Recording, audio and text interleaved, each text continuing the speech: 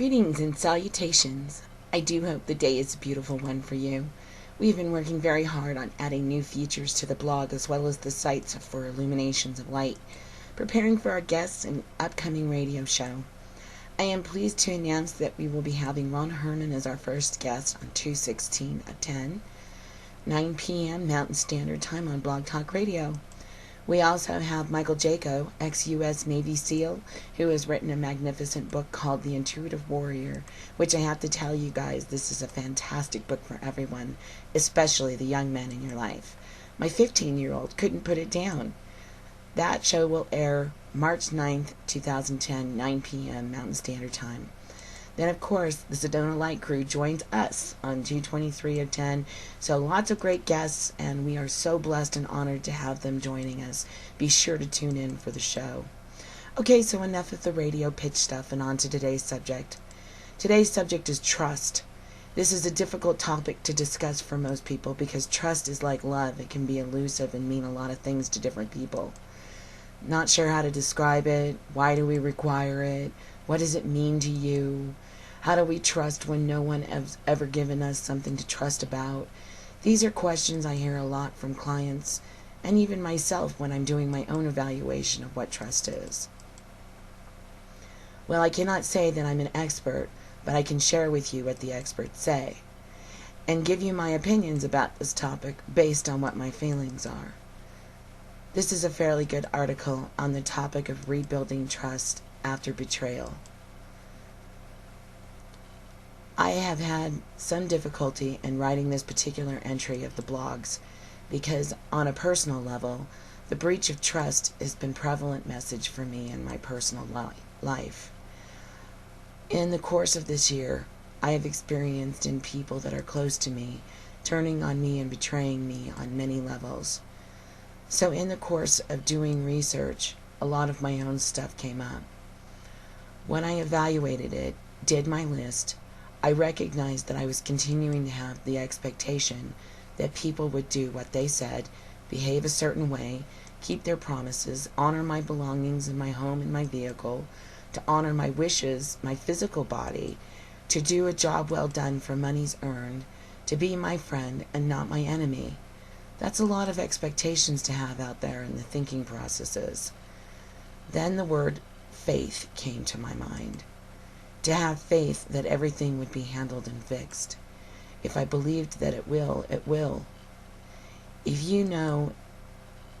in the throes of my panic, and I definitely was panicked, I found it very difficult to focus on anything else except how in the world I was going to do all that I needed to do, make things come together. This led to looking at my need to control. I had to tell myself I had no control over any of those things which were being taking place around me. And mad about it? Then I had come to a place of acceptance with that idea. Not easily. My inner child was fighting this big time. So once I evaluated what I did and did not have control over, I was able to breathe again. I was able to put things out of the emotional state and back into the spiritual state with some deep breathing, talking to a friend, eating some food, crying to release the built-up frustrations, some rest, and then, of course, processing. In the end, it was a computer error, and all was fine, and I was not off as bad as I thought. But I will tell you, the drama that set off in my head was pretty amazing even to me. I was going there after so much loss this past several years, after the fighting that I did last month to make the radio show and such come together financially. The friends I have had to say goodbye to this year for good. Trust and trusting the universe was not in my mindset. I had to consciously pull back to get to that point of balance again.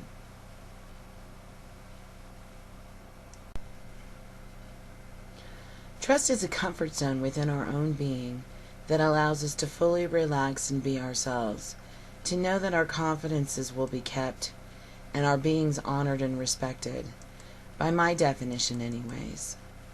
On a metaphysical level, however, it is holding on to expectations.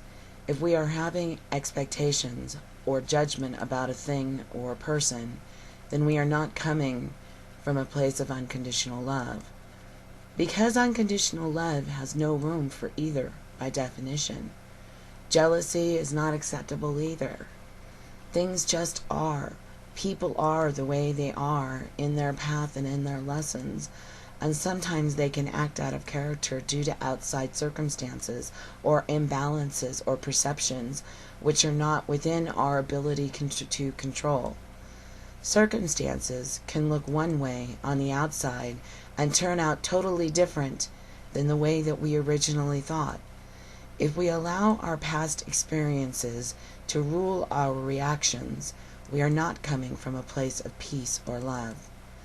Forgiveness.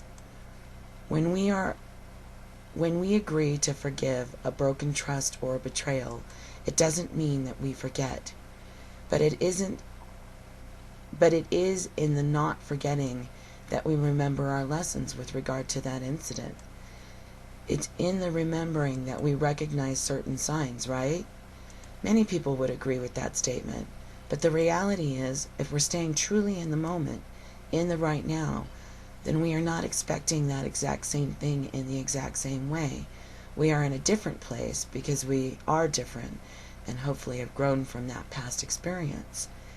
If we have not let go, then there will be reactions, expectations, and lots of self-sabotage. Of course, I'm not referring to the life-threatening circumstances. I would not recommend that you stay with a person who continues to be abusive, but you can stay in the recovery time to a place of tolerance and forgiveness of that person. If we know a person is a chronic liar, white lies, half-truths, omissions of facts to the whole story, or just bold-faced lies to our face, the person is more likely coming from a place of fear, that so much so that they would feel the need to lie. So try to see things from their eyes. Why are they doing what it is they're doing? Are they ill? Are they afraid? Are they within their rational thinking zone? If not, then know that they will have to deal with the consequences of their own actions. They will be repaid by the law of cause and effect.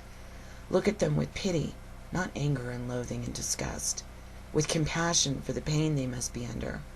This is coming from a place of unconditional love. Remember, let he who has not sinned cast the first stone. None of us are perfect. We all make mistakes. Sometimes those mistakes are repeated because the person does not see themselves as doing it, i.e., compulsive liars, sociopaths, codependents, addicts, or just people who are in denial and believe their own lies they've been telling them so long. In the instance of adultery, this is something that can definitely be worked around and through if you love your partner enough to put the effort and the work involved it takes to make it work. Oftentimes, cheating is a symptom of a much deeper rooted issue within a person or a relationship. It's the core reasons why something looks outside of a relationship. Someone looks outside of a relationship, which are the real culprits of the breakdown. Communications are essential. Being honest with oneself and their partner is also essential. Honesty.